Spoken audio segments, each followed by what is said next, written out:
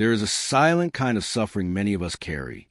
It doesn't show up as broken bones or bleeding wounds. It hides in the routines we repeat every day. You wake up, your hand reaches for your phone before your feet even touch the ground. Scroll, compare, envy. The lives of strangers become the yardstick for your own. And every time the same whisper, I am not enough. You chase comfort. You choose the soft bed, the easy food, the quick distraction. Yet, strangely, comfort leaves you tired, restless, unfulfilled. You avoid discomfort at all costs, but life still finds ways to bruise you. Rejection, betrayal, failure. And when those blows come, you realize how fragile you are. The truth is painful. Most people today are living in quiet defeat, not because they lack intelligence or opportunity, but because they lack strength of the mind. And mental weakness is more dangerous than poverty, more corrosive than failure.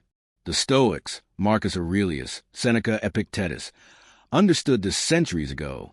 They lived in times of war, betrayal, and plague, yet discovered a way to remain unshaken. They knew what we've forgotten.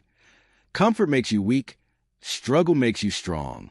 So, if you've ever felt trapped in cycles of anxiety, if you've ever wondered why you crumble when life gets hard, then listen closely.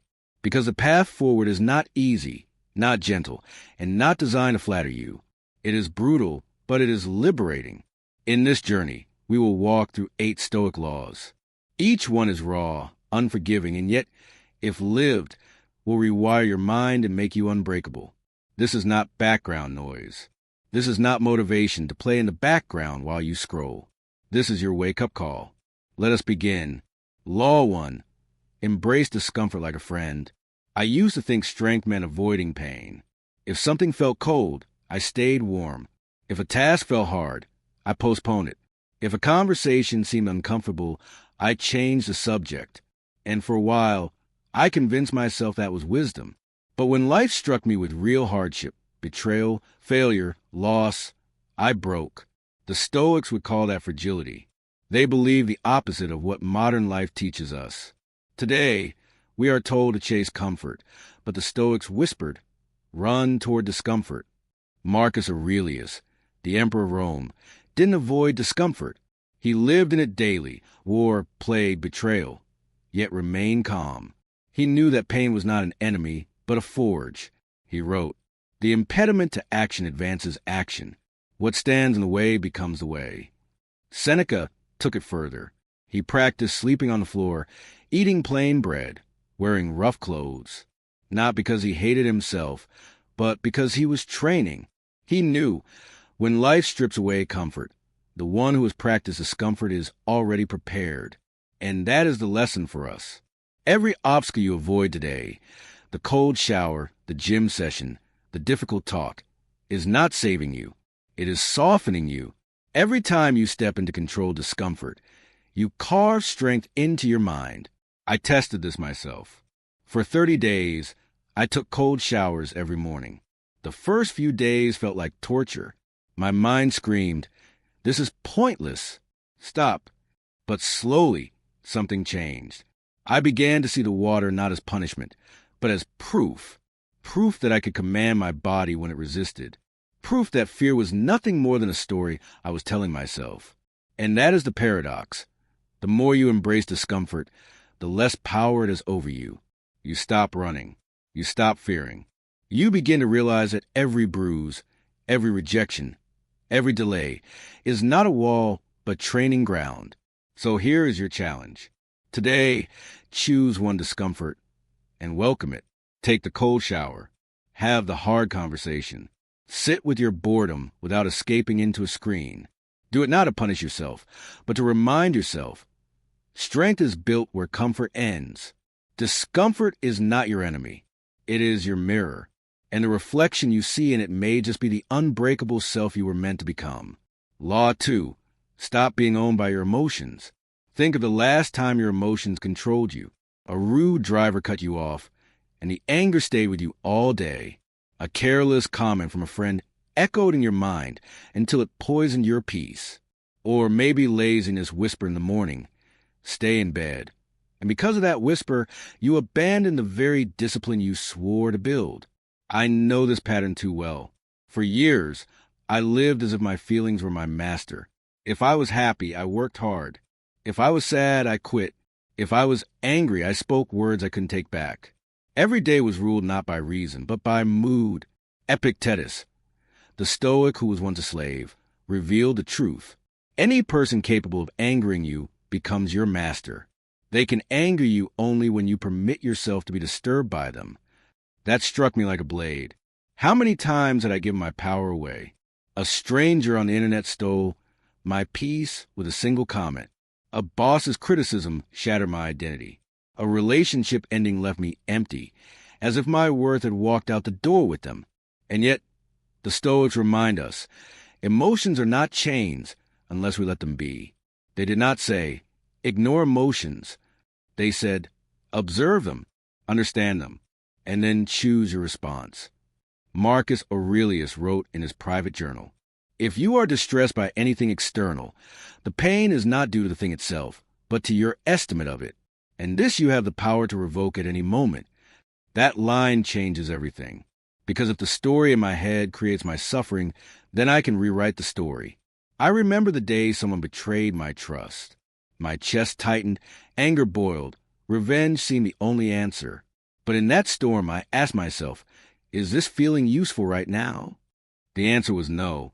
The betrayal was real, but how I carried it forward was my choice. This is what separates a child from a Stoic. A child throws a tantrum. A Stoic feels a fire, but does not let it burn the house down. And here's the hard part. Once you see this truth, excuses vanish. You can no longer say, he ruined my day. She made me mad. Because your day belongs to you. Your reaction belongs to you. This is brutal, but it is also freedom. Because if your emotions are yours, then so is your peace. So the next time you feel anger, fear, or sadness rising, pause. Don't obey it immediately. Breathe. Ask, is this useful right now? Then act, not from impulse, but from intention. This is not about becoming cold or robotic. It is about becoming steady. And in a world drowning in emotional chaos, steadiness is rare, magnetic, unstoppable. But even if you master your emotions, there's another cruel trap waiting. What happens when you give everything? Your work, your love, your honesty, and still the world slaps you down. That's when you meet the third brutal law. Stop expecting life to be fair. Law 3. Stop expecting fairness. One of the deepest wounds we carry is a belief that life should be fair. We think, if I work hard, I'll be rewarded. If I love honestly, they'll stay. If I do the right thing, the world will recognize it. But reality doesn't follow that script. And the pain we feel in those moments is sharper not because of what happened, but because we whispered ourselves, this isn't fair. I remember once pouring months of effort into a project at work. Late nights, early mornings, sacrifices no one saw. When the promotion came, it went to someone else, someone who smiled at the right people but did half the work. I sat in my car afterward, furious, replaying the same bitter line. This isn't fair. But here's what I later understood. The anger didn't change the outcome. My bitterness didn't fix the injustice. All it did was chain me deeper to misery. The Stoics saw this clearly. Marcus Aurelius wrote, you can commit injustice by doing nothing. Even as emperor, he saw corruption and betrayal every day. Yet instead of drowning in bitterness, he trained his mind to live with strength despite it. Seneca said it with brutal honesty. Sometimes even to live is an act of courage. The world does not owe us balance. The scales tilt often against the good. Rain falls on both the farmer and the thief. Effort does not always equal reward. That is not cynicism. It is reality. So the Stoic does not expect fairness. They expect hardship, betrayal, loss. And because they expect it, they are ready. They don't waste energy demanding the universe treat them kindly. They focus instead on what they can control, their response. When you are overlooked, sharpen your skills. When you are betrayed, walk forward with dignity. When love is not returned, let it deepen your courage to love again. The average person waits for life to be fair. The Stoic builds power so strong that injustice cannot break them. Looking back, that lost promotion became one of the most important lessons of my life. It forced me to stop tying my worth to recognition. It taught me to keep walking without applause, to act rightly even when no one noticed. Fairness is not promised, but freedom is. Freedom to live with integrity, no matter how the world treats you. So the next time you find yourself shouting inside, "This isn't fair," pause, remember the law, and whisper instead, "Fairness is not guaranteed, but my strength is mine to build." But once you release fairness, another question arises. If the world is chaotic and unpredictable, how you stay calm? The Stoics answer with clarity. Focus only on what is yours to control. Release everything else. Law 4. Focus on what you can control. There was a night I couldn't sleep. My mind kept circling the same problems. A friend growing distant. The uncertainty of the future. The collapse of the plan I had poured myself into. The more I thought, the heavier it felt, as if worry itself could bend reality back into place. But nothing changed. My thoughts didn't fix the friendship. My anxiety didn't rewrite the future. I woke up weaker, not stronger. The Stoics saw this trap centuries ago. Epictetus, once a slave, spoke the truth plainly. Make the best use of what is in your power, and take the rest as it happens. The wisdom is simple but life-changing. Separate what is yours from what is not. Yours, your thoughts, your actions, your choices, your responses. Not yours, the weather, the past, the economy, the opinions of others, chance itself. And yet, most of us live upside down. We obsess over what others think of us. We cling to outcomes we can't control. We demand the future obey us, while neglecting the one thing we truly command, ourselves. It's like standing in a storm, screaming at the wind to stop blowing. You will lose every time. But grab the wheel of your ship, and suddenly the storm no longer decides your fate. You do. Marcus Aurelius reminded himself daily. You have power over your mind, not outside events. Realize this, and you will find strength. I think back to that sleepless night. Eventually, I asked myself a simple question. What here is truly mind control? The answer was small, but powerful. I couldn't force my friend to stay, but I could choose to show up with honesty. I couldn't guarantee success, but I could control the effort I gave today. I couldn't erase uncertainty, but I could train myself to face it with steadiness. And in that moment, the weight lifted, because power doesn't come from controlling the uncontrollable.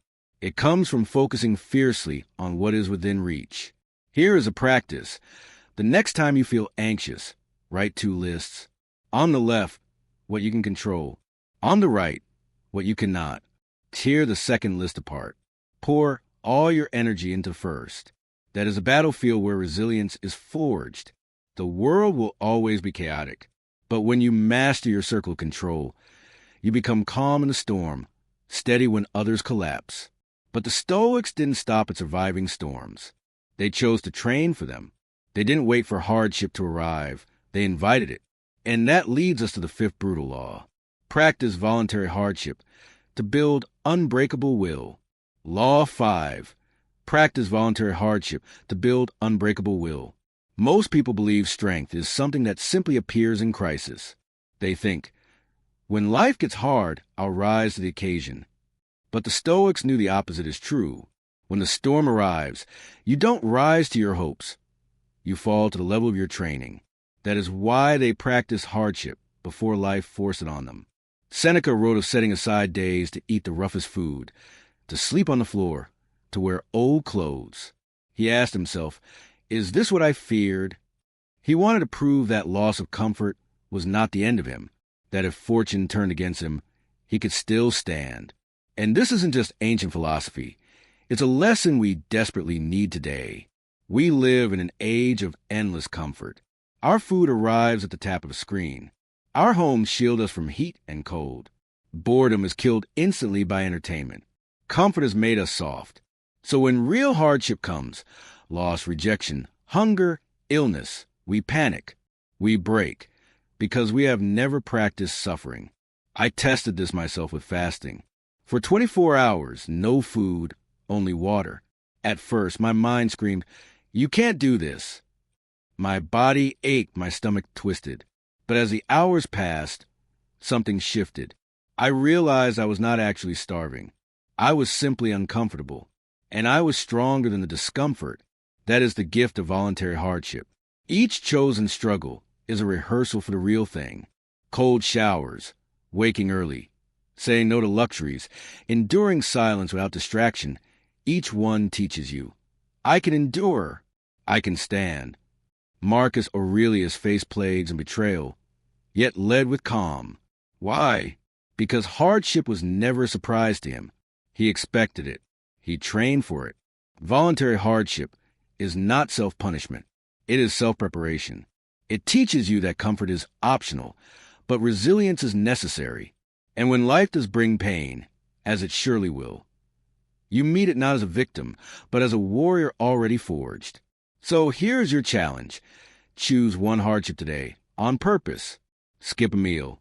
Sleep on the floor. Train when you're tired. Say no to something easy. Each small practice is a brick in the fortress of your will. But there is another danger waiting. You can practice hardship, master discomfort, and still collapse. If your worth is tied to results, because outcomes slip through our fingers. That is why the Stoics taught the next law. Detach from outcomes. Fall in love with the process. Law 6. Detach from outcomes. Fall in love with the process. We are raised to worship results. From the time we are children, we are measured by grades, trophies, applause. As adults, it becomes promotions, salaries, followers, recognition. And every time we fall short, despair crushes us. I lived that despair once. I poured months of work into a project, sleepless nights and endless revisions. When the launch came, it failed. No recognition, no reward. And because I had tied my worth to the outcome, I collapsed with it. The Stoics would say, you made the mistake of clinging to what was never yours. Outcomes are never fully in our control. Epictetus said it plainly. Freedom is the only worthy goal in life. It is won by disregarding things that lie beyond our control. The result of your effort is never guaranteed. But the effort itself, the discipline, the craft, the showing up, that is always yours. Marcus Aurelius reminded himself, never let the future disturb you. You will meet it, if you have to, with the same weapons of reason which today arm you against the present. In other words, stop obsessing over tomorrow's reward. Master today's process. Think of a writer who ties their worth to book sales. If the book fails, they feel worthless. But a writer who ties their worth to the act of writing itself wins every day they put words on a page. Think of an athlete who lives only for medals. One injury, and their identity shatters. But an athlete who trains for discipline, mastery, and respect for body cannot be broken by a scoreboard. The moment you tie your value to results, you become fragile. The moment you tie it to the process, you become unshakable. After my failed project, I began to ask, what if success is not the summit but each step? And slowly, I found peace in the work itself. The showing up, the trying again, the act of giving my best regardless of the outcome. Ironically, when you release the desperation for results, you often achieve more, because you are calmer, steadier, no longer chained to fear or ego. So here's your challenge. Whatever you are working on now, ask yourself, am I clinging to the result or am I devoted to the process?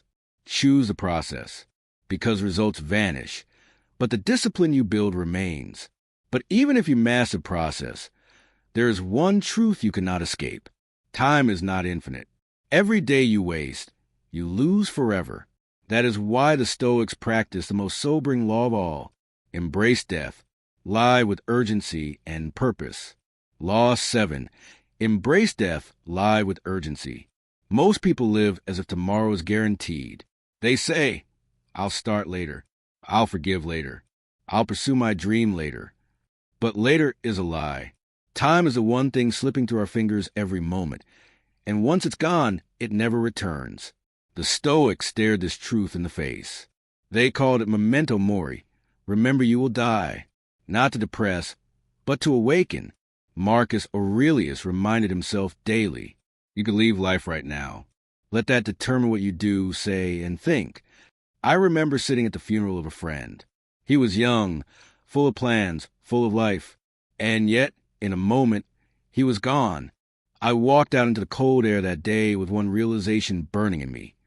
None of us know how many days we have left. Every hour wasted in distraction, resentment, or fear is an hour that will never return.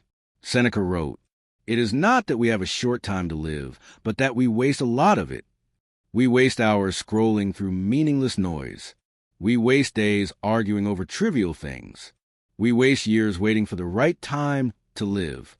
And then, when death comes, we beg for more time, the very time we threw away when it was in our hands." The Stoics flipped this weakness into power. They used the awareness of death not to paralyze, but to ignite urgency. To speak truth now, because tomorrow is not promised. To love openly now, because the chance may not return. To pursue the work that matters now, because time is slipping. This is not about being reckless. It is about being awake. Death teaches us perspective. It strips away ego, petty arguments, and shallow pursuits. When you remember death, you stop fearing failure, because the only true failure is a wasted life. Here's a challenge. Remind yourself daily that you are mortal. Write it on a note. Whisper it before bed. Not with dread, but with gratitude. Because every reminder of death is also a reminder to live. So ask yourself, if today were your last, what conversation would you have? What work would you finally begin? What truth would you speak? Then do it. But even urgency can be misdirected. You can live urgently for the wrong reasons, chasing applause, approval, or recognition. The Stoics warn against this final trap. The 8th law is the sharpest of all. Be a warrior for virtue, not for approval. Law 8. Be a warrior for virtue, not approval. Look around today, and you'll see how hungry the world is for approval. People chase likes, applause, recognition, the nod of others as if it were oxygen. But the Stoics warned, if you live for approval, you are never free. Marcus Aurelius wrote, just that you do the right thing. The rest doesn't matter. He was the emperor of Rome, the most powerful man alive, yet he knew that public praise was fragile, fleeting, shallow. One day the crowd cheers, the next day it condemns. If your worth is tied to their noise, your soul will rise and fall like a puppet on strings. I know this trap myself. Years ago, I worked hard not for the work's sake, but for recognition. When people noticed, I felt alive. When they didn't, I felt invisible. It was exhausting, like running on a treadmill that never stopped. But virtue, doing the right thing for its own sake, is different. Virtue is the ground beneath your feet when applause fades. Virtue is the compass that keeps you steady when no one is watching. Seneca put it simply, I will govern my life and thoughts as if the whole world would see the one and read the other. That is integrity, not the easy path, but the strong one. Because often, the right thing is a hard thing. It is easier to lie than to tell the truth. Easier to impress than to be authentic. Easier to follow the crowd than to stand alone. But each time you choose virtue over approval, you sharpen your soul. Imagine a life where your choices are not chained to what others think. Imagine living with such clarity that even stripped of status, wealth, or followers, you would still stand tall. That is freedom. That is unshakable strength. So here's your challenge. The next time you face a choice, pause and ask, am I doing this for approval or because it is right? Then choose the right path, even if no one claps. Because the crowd's praise fades. But a life lived with virtue builds a self that cannot be broken. And now we stand at the end of the 8 laws. Together they form not a path of comfort, but of clarity, strength, and freedom. But knowing these laws is not enough. The question is, will you live them? You've walked with me through 8 brutal laws of Stoicism. None of them were soft. None of them promised comfort. Because the Stoics never cared about comfort. They cared about strength, clarity, freedom. Think back for a moment. Discomfort, not your enemy, but your forge. Emotions, not your master, but your signal. Fairness, not guaranteed, but strength always within reach. Control limited, but powerful when you use it wisely. Hardship, not a punishment, but training ground. Outcomes fragile, but the process is yours forever. Death inevitable, but also the fuel for urgency. Virtue the compass, even when applause is silent. Together, these are not just laws. They are weapons. They are a way of living that turns fragility into resilience, fear into courage, chaos into clarity. But here's the part the Stoics would remind us of. Knowing is nothing. Living is everything. These laws will not transform you if they stay as words in your ears. They will only shape you if they become choices in your day. So start small. Pick one law today. Take the cold shower. Hold your tongue instead of snapping in anger. Do the right thing when no one is watching. Sit with the silence of your mortality and let it wake you. Each small act is a step on the path. And remember, you are not walking alone. This is a community of thinkers, warriors, men and women who want more than distraction. Share which law struck you hardest. Pass it on to someone who needs it, because courage grows when it is practiced together. The Stoic path is not easy. It was never meant to be, but it is worth it, because comfort fades, applause fades, even life fades. But the strength you build within, that endures. Now it's your turn. Live it,